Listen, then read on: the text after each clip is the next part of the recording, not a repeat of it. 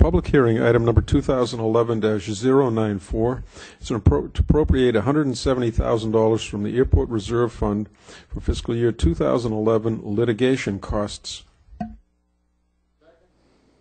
Thank you. Again, we have the Airport Manager, Bub Breault. Mr. President, thank you. This appropriation order is necessary to meet our current and projected legal and litigation expenses through the end of fiscal 2011, primarily due to ongoing litigation.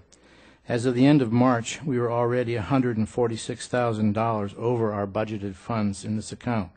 Unfortunately, we have also been informed that these expenses to date are not covered by the town's insurance policy and therefore will not be reimbursed.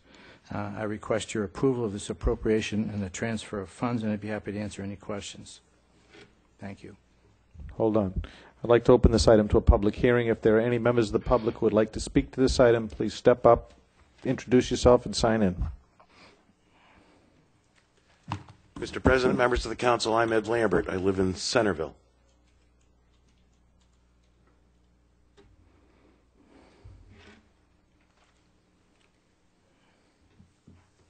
Mr. President, earlier today I sent by email to all the councilors something that had been in the Boston Globe. I hope all the councilors received it. I'm not sure they did or not. I was told that one hadn't earlier this evening. The article, if you take time to read it, tells a story about the Smiley family. But it also tells an awful lot more about that from what Bud was just saying. $146,000 here, $170,000 there. It's one of those things that we're spending so many hundreds of thousands of dollars on an issue that could go away tomorrow if an original agreement that was made between the town, airport, and the owners of the property at Wendy's could just go back to and say, that's an agreement we made, let's do it. Both the Smiley family, which holds the Wendy's franchise, and the landlords, Harry and Greg Batsiavalis, they want people to understand that they do have a legally binding agreement. It's a memorandum of understanding. It went back to 2007. It flowed from a development of regional impact in 2007 about the traffic and how it was going to work in and around Wendy's and the airport. Everybody signed off on it. You know, this whole MOU, as the Globe points out in their article, has been trampled, they said, really for no good reason. And all that they are asking is to return to the original signed agreement so that everybody can get out there, get the federal and state money needed to reconstruct the airport, the roadways. But if it's not, then this litigation is going to continue. And that's what I'm here to say. It's stupid. If only we could resolve those original issues, get back to where everybody was, this would all go away. Bud wouldn't have to be asking for another $170,000. He wouldn't have spent $146,000 already, and we can move on. Thank you very much. Question first, and then comment.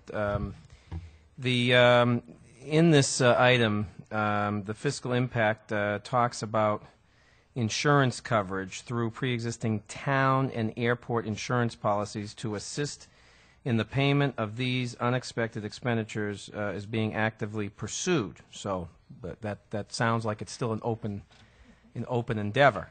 Number one, I have a couple questions about this. How and why do we end up getting into the town insurance policy when the airport is expressly independent in its authority? The manager of the airport works for the airport commission. He is not an employee of the town manager, per the charter. And likewise, the airport is an enterprise account, independent of any general funds and independent of any burden on the taxpayer in the town of Barnstable. Therefore, why would the town's insurance policy be even contemplated to be involved with the airport and its ongoing litigation? Through you, Mr. President. There are two policies. One policy is the town policy, a portion of which we pay for through our annual allocation that we transfer funds to the town under our, I can't remember the name of the fund, the transfer. We give about $500,000 a year to the town, and we pay for part of that policy. That same policy, I believe, is the one that we use to help defend us on the Rectrix case. We also have our own insurance policies that we pay for directly out of the enterprise fund, which is for airport-related issues. And we have pursued both policies with our insurance underwriters, and we've been told that in neither case are we eligible to get reimbursed under either policy. Okay, so you've given me a two-part answer. So that the town has is getting $500,000 paid into their policy from the airport? No, we transfer about $500,000 for services that are provided to the airport. Can't remember the name, what we call that. Chargebacks. Yes, for all other services, including insurance. Okay, so insurance is one of the line items of the Yes. chargebacks. Gotcha. Okay, and so you have a stake in that policy, so to speak. Yes. And then you have your own policy. But the words here that say is being actively pursued. When I wrote this, we were actively pursuing it. Since I wrote it, we found out that we're not eligible. Okay. All right. That's a very important distinction. Thank you for that answer.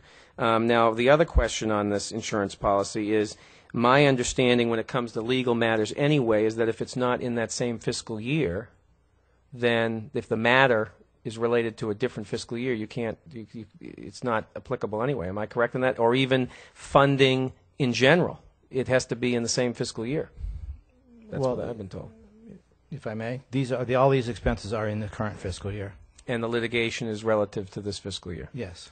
Okay. Now, my comment. Thank you for those answers. I